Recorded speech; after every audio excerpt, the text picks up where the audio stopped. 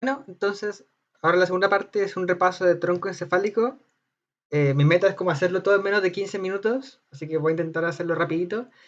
Pero si no, pueden pausar el video para ver las cosas que puse. Ya, entonces, estos cortes son como bien bonitos, los preguntan por si acaso, y la primera reacción que uno tiene es como ese gato de ahí, y después ya uno lo intenta procesar y logra avanzar. Entonces, el primer corte que uno ve a nivel de bulbo es la decusación de las pirámides. Fíjense ahí abajo. En este como corte lo que se ve es en morado los axones, o sea, la sustancia blanca, y en rosadito los somas, o sea, la sustancia gris. Entonces, si uno comienza por detrás, vemos el cordón posterior, fascículo gracilis y fascículo cuneatus, aún no se ven los núcleos, solo el fascículo. Y más hacia el lateral tenemos el tracto espinal y núcleo espinal del trigémino, sensitivos. Pero más importante, por delante tenemos el tema de las pirámides, aquí y acá, que en 5 están decusando.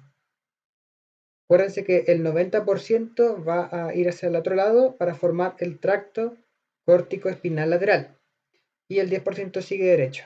Eso es lo que se ve acá. En un corte un poquito más arriba vamos a ver la decusación sensitiva. Aquí estaríamos cortando acá, a nivel del tubérculo gracilis y tubérculo cuneatus. Entonces fíjense que lo que se ve es que el cordón posterior ahora sí tiene los núcleos. Entonces ahí está tracto gracilis, núcleo gracilis. Y aquí cuneatus, cuneatus. Y estos tractos van a empezar a tirar sus axones para formar fibras arqueadas internas en 5, que después pasan a formar el lemnisco medial. Aquí también lo tengo como el diagrama. De nuevo, cordón posterior hace sinapsis, fibras arqueadas internas y va a formar el lemnisco medial del otro lado, que eso sigue subiendo hacia el tálamo.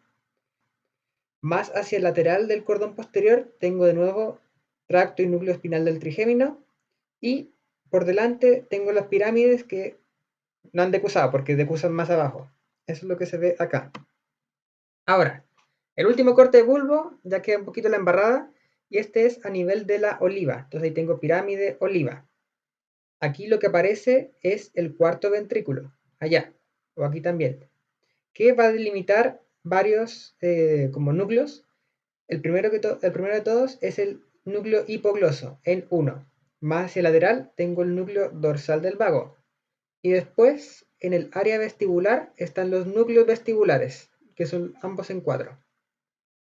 Lo que es más externo en este corte a nivel de la oliva son los pedúnculos cerebelosos inferiores, que están ahí.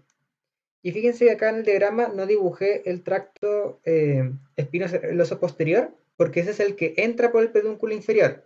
En cambio, el teca tiene que llegar a pedúnculo superior. Si yo sigo con este orden que estamos haciendo, después nos encontramos con el núcleo olivar inferior. ¿Qué quiero que se acuerden de él? Que es el único que tira fibras trepadoras, o sea que hacen sinapsis directamente con la célula Purkinje en el cerebelo. Y estas van a entrar por el pedúnculo inferior. Ya, y lo último, siguiendo este orden, es la pirámide, que está acá, en 15.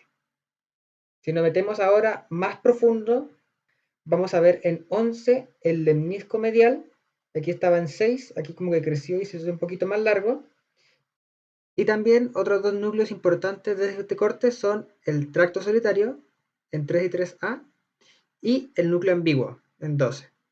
Estos dos son llamativos porque le dan información a varios como nervios craneales. El tracto solitario es viscerosensitivo, parafacial, glosofaringio y vago. En cambio, el ambiguo es branquiomotor para glosofaringio, vago y accesorio. Aquí también por lateral todavía persiste el núcleo espinal y tracto espinal del trigémino. Entonces, nervios craneales vulvares. Primero que todo partimos con el glosofaringio. No voy a leerlo porque se va a volver muy repetitivo, pero sí voy a destacar algunas cositas. Por ejemplo, el origen aparente de él es el surco retroolivar. Ahí está dibujada la oliva y él está surgiendo detrás de ella. ¿Qué función importante tiene? Va a inervar a la glándula parótida.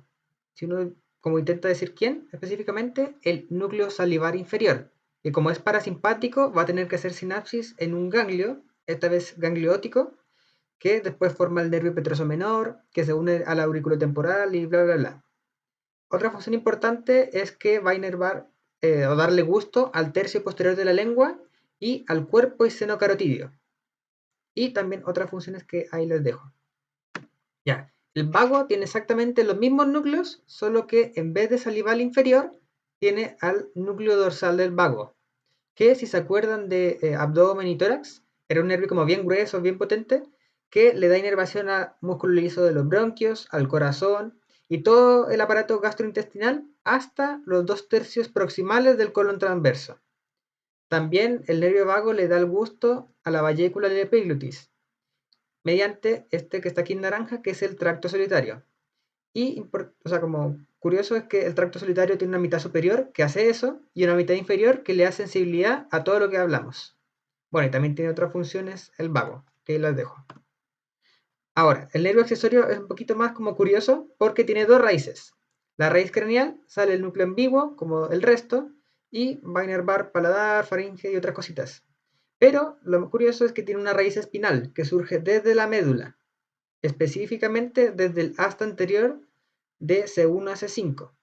Y esta raíz va a entrar al cráneo por foramen magno y después sale junto a la otra raíz por el foramen yugular para inervar esternocleido y trapecio.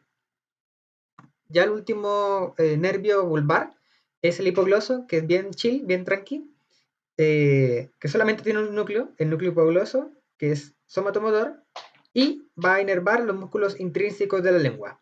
Importante aquí la diferencia es que este sale delante de la oliva, por el surco preolivar. Todo el resto que hablamos sale por el surco retroolivar, acá atrás. Ya, entonces llegamos a puente. Aquí lo que se ve en configuración externa es al medio el surco basilar, por donde va la arteria basilar, y hacia los lados las estrías transversales, que por posterior van a formar el pedúnculo cerebeloso medio. Este corte que estamos viendo aquí, lo estamos viendo a nivel de la eminencia redonda, que es esa protuberancia que se ve ahí, que contiene al colículo facial, que es como la rodilla que forma el nervio facial.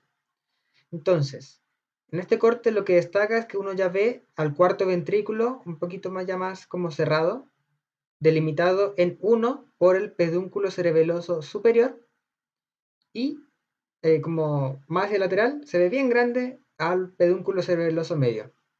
Aquí es importante destacar que puente tiene dos porciones, una anterior que se llama pie y una posterior que se llama tegmento.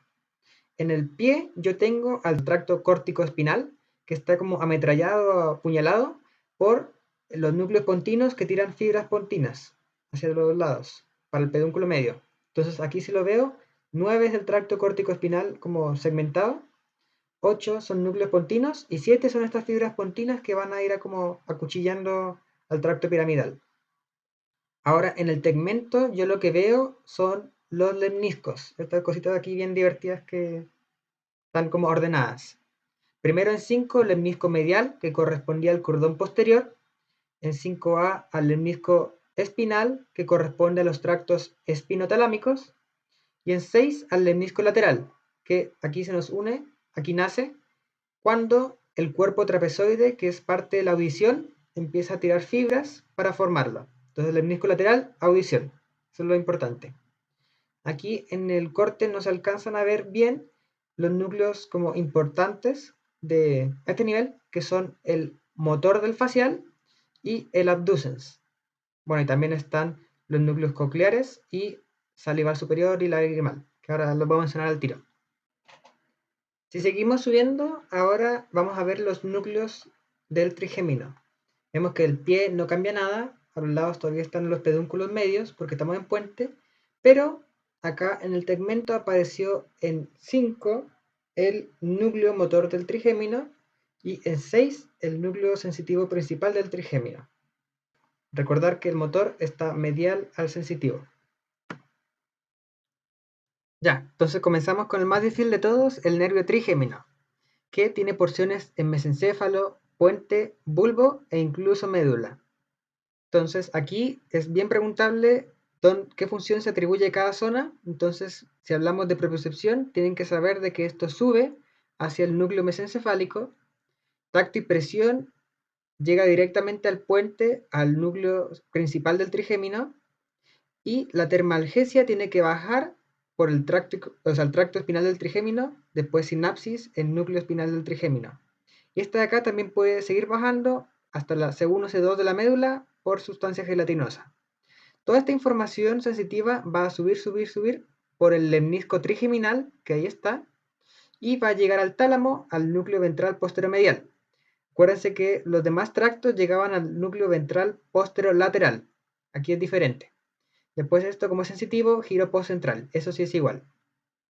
Ya acuérdense también de que el trigémino tiene una función motora, que esa se origina del puente, y esa raíz motora va a ser medial, importante eso, y va a inervar todos los músculos de la masticación, más que todo, que ahí están anotados. Siguiendo, tenemos otro nervio chill, el abducens, un único núcleo, núcleo abducens, y él sale derechito por el surco bulbopontino, entra al seno cavernoso, pasa por fos y inerva el recto lateral del ojo.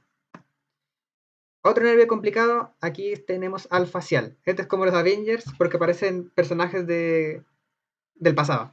Entonces, el núcleo motor del facial lo que hace es que tira su neurona con su axón que va a dar una vuelta o una rodilla alrededor del núcleo abducens. Y después sigue derechito, emerge todo esto por el ángulo pontocerebeloso, entra al oído por el meato auditivo interno y específicamente esta raíz motora va a salir por el foramen estilomastoideo para inervar todos los músculos faciales y el digástrico posterior. El facial también tiene la función de inervar glándulas. Eso lo da las neuronas que están en el núcleo salival superior y núcleo lagrimal. Importante, o como para que recuerden nomás, de que esto entra de nuevo al oído y por ahí emerge la cuerda del tímpano que va después a dar el ganglio submandibular, bla, bla, bla. O también puede seguir derecho hacia el frente por el nervio petroso mayor, el ganglio pterygo palatino y finalmente la glándula lagrimal. Lo último es que el nervio facial es sensitivo, da el gusto a los 2/3 anteriores de la lengua, también mediante cuerda del tímpano, pero esta información como es sensitiva tiene que llegar al núcleo del tracto solitario, que es víscero-sensitivo, que aquí no lo dibujé lastimosamente. Ya. Después, nervio del equilibrio, el nervio vestibular, tiene una neurona que esta vez es bipolar, no es pseudo como las otras. Esta recibe información del utrículo y sáculo y los canales semicirculares, llega al puente por el ángulo pontocerebeloso y le tira información a los ganglios vestibulares. También puede darle información al cerebelo, y el cerebelo, específicamente flóculo y núcleo fástico, también le puede dar información a este núcleo de acá. Por último, nervio de la audición, este ya un poquito más como cultura general, porque no lo preguntan tan específico, pero también es una neurona bipolar, no pseudo, que esta vez está ubicada en el ganglio espiral, no sé si se acuerdan del modiolo, y le tira información a los núcleos cocleares anterior y posterior, que están en relación al pedúnculo cerebeloso inferior. Esto principalmente llega al cuerpo trapezoide tira fibras para formar el lemnisco lateral. Esto sigue subiendo y hace sinapsis con colículo inferior, ahí está, y luego al cuerpo geniculado medial del tálamo. Que esto finalmente vamos a llegar a la corteza auditiva primaria, que esto le debería sonar el giro transverso de Heschel, que también está ubicado en el giro temporal superior. Eso respecto a los núcleos pontinos. Ya, entonces, última parte de tronco, mesencéfalo. Aquí en configuración externa vemos hacia los lados los pedúnculos cerebrales. Medial a eso, en la fosa interpeduncular está la sustancia perforada posterior. Y encimita tenemos los cuerpos mamilares del hipotálamo, lo que a Insunza le gusta llamarlo como coquitos de gato. Por posterior tenemos lámina cuadrigémina con sus colículos. Entonces, el primer corte que uno hace es a nivel de colículo inferior. Pero antes podemos describir las cosas como generales de mesencéfalo, y es que tiene un pie que corresponde a lo rojo, que es el pedúnculo cerebral. Después tenemos a la sustancia negra que separa pie de tegmento, y esta sustancia negra, específicamente su parte compacta, secreta dopamina, que está dañada en la enfermedad de Parkinson. Después del tegmento, justo al final, de aquí para arriba, donde están los colículos, se llama techo o tectum. Y lo último importante como general es que el cuarto ventrículo ya se cerró, ahora estamos a nivel de acueducto cerebral o de Silvio. Y alrededor tenemos sustancia gris periacueductal. Entonces, si miramos la imagen de acá, por anterior, Todo el pedúnculo cerebral está bien segmentado en porciones.